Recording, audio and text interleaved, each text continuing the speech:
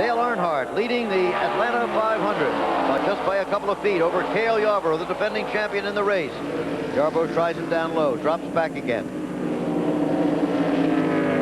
And you see that the dropping back, Jim, you picked up on was a maneuver in order to gather momentum so he could attack on the straightaway. And attack he is. Now going down low. The low groove, remember, supposed to be the good one here. They could have the advantage at this moment. It looks like it. But there's a slower car ahead of him, Jim. Yeah. See there? So now he's going to have to. Well, yeah. Earnhardt gave him the room. Yep. Dale Earnhardt definitely gave him a room. Nice, clean racing. More than that, he momentarily gave him the lead. But has not given it to him. No. Permanently. Look at that. Oh, a tie for the lead. Yes. Literally a tie for the lead at this point. In a 500-mile race. And with Benny Parsons right there behind. Earnhardt now gets his nose a little bit, just a little bit. Yes, he does. Cale angling very sharply down across the road, going into the turn, establishing himself in that low line. Look at how unstable the cars become, Jim. You see that as they run in and out of each other's grab. And look at Benny. Excuse me. Benny went down low, almost got Cale there. Yes, well, you see, because as the other cars were side by side in the turn, Benny had a clean line and was coming up faster. That's the explanation there. Okay. Oh, look at the shadows of the cars out. It's getting late in the day, and of course they are all thinking ahead as this kind of musical chess game is going on about the finish of the race. I mean, this is the time that you notice what the other man has and maybe what he doesn't have, and you file it away in the back of your mind. Only 3 cars in the same lap as Cale Yarborough again tries for the lead. He tries Earnhardt again, gets the nose in front, and takes the lead. And here comes Benny, closing in on Dale Earnhardt.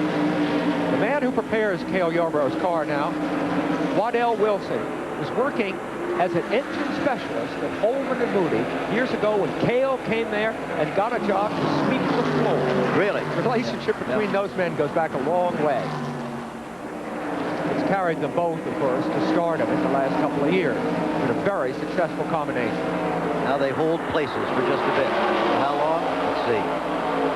Well, Benny closing in on Dale again. Looking for second place. Labonte a lap back, shadowing the whole group. Labonte, one of the youngest of the top drivers, 27 years old, getting tremendous education out of these few laps. This has been a 3-car race all the way, but for most of the way, the 3 cars were 28 Cale Yarborough, 55 Benny Parsons, and 22 Bobby Allison. Slowly, Earnhardt moved into the picture, and just after that, Bobby Allison had problems, first with a cut tire, and then apparently other problems, and he's out of it now. So the 3 remaining are what you see. Yarborough 28, Earnhardt 3, Benny Parsons 55. The car just behind them is at least a lap down. So just those 3 on the same lap. Most of the time in any automobile race, we're talking about the leaders, of course, but once in a while I think it's important to close up on somebody back in the pack, like number 77 there, Ken Reagan. He has spun once in this race, had his problems, been in and out of the pits. He's way back as far as the standings are concerned. But it's important to remember that in every one of the 40 cars that started this race, inside is a driver with his own hopes and ambitions in this sport. Now, Ken Reagan's from a little town about an hour's drive by fast car from here, a town with a population of less than 2,000. Just across the railroad tracks in Unadilla, Georgia, sits the automobile dealership run by Ken Reagan. Now, the dealership helps subsidize the late-blooming race career of its owner. There's his wife, Beverly, soon to deliver their first child after 10 years of marriage. That's Ken's brother and crew chief, Marvin.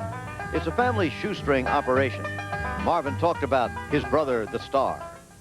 My brother Ken is gotten to be a big-time racer now. He's doing a real fine job, and he's gotten to be sort of a celebrity about town. Everybody here is real proud of him and thinks he's doing a good job.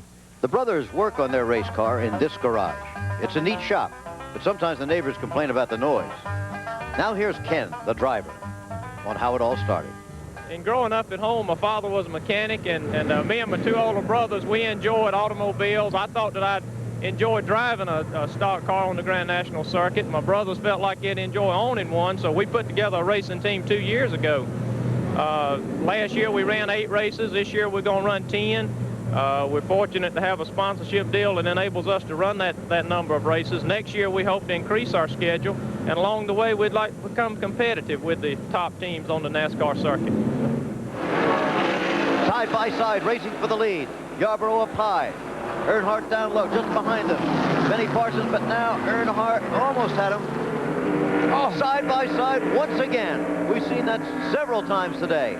And now it looks like, yes, Dale Earnhardt has taken the lead in the Atlanta 500, and there goes Benny Parsons, also trying to take Cale Yarborough. But no, well, but yes. And he's particularly well positioned. Problem in front. That slower car.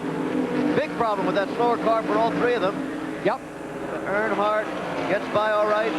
There comes Benny. Cale really suffered there, Jim. Cale, at this point in the race, can't seem to pinch his car down low. He's committed to a higher line. It's leaving him very vulnerable for the cars that can pass him low. So that's the way they stand in the Atlanta 500. Still a way to go, so stay with it. But then what a finish we should have. It is Dale Earnhardt in car number 3, the blue and yellow car, in the lead. Second place, the black and white number 55 of Benny Parsons, and in third place, the defending champion number 28, Cale Yarborough, recent winner of the Daytona 500. Benny Parsons making a move for the lead now, has never won this race. In fact, he hasn't won a NASCAR race in about 2.5 years, although 11 years ago he was the Grand National Champion. But now, at least momentarily, he's got the lead here. Watch Earnhardt, the high car though, and watch Cale Yarborough coming down below Earnhardt, moving into second place, losing second place. This is really going to be something. Interestingly, Jim, it was at exactly this point in the race last year that Benny Parsons, leading that race, had his engine blow. Of course, right now he's looking good. How important have the pit stops been in this race in the end? Well, for a look at the cumulative times of the leaders, let's go to Danny Sullivan. This is a pit board that shows the combined times of the pit stops. Showing the leader's time here, Benny Parsons has done a total time in the pits of 2:13.97. Second is Dale Earnhardt, whose 6 pit stops combined 2:34.72. And down to third place with Cale Yarborough, his 6 stops 2:34.73. So as you can see, Benny Parsons has picked up about 20 seconds just in his pit stops. Back to you, Jim. All right, Danny, and now at long last it comes down to this. There are 3 laps to go. The leader, Benny Parsons. Second place, Dale Earnhardt. Third place, Cale Yarborough. If either Earnhardt or Yarborough are going to make a move, they're going to have to do it pretty soon. Certainly they're going to have to close that gap there. Wonderful top drivers, some of the best in the game here, battling for the championship in really excellent racing machines, stock cars in name only. You sure can't go to your local dealer and buy one of these babies. No, you sure can. Of course, the bodies, by the rules, resemble stock Fords and Chevrolets and so forth, and the engines are built up from originally stock blocks. From there on, it's pure racing machine. 2 laps to go. Benny Parsons still in the lead.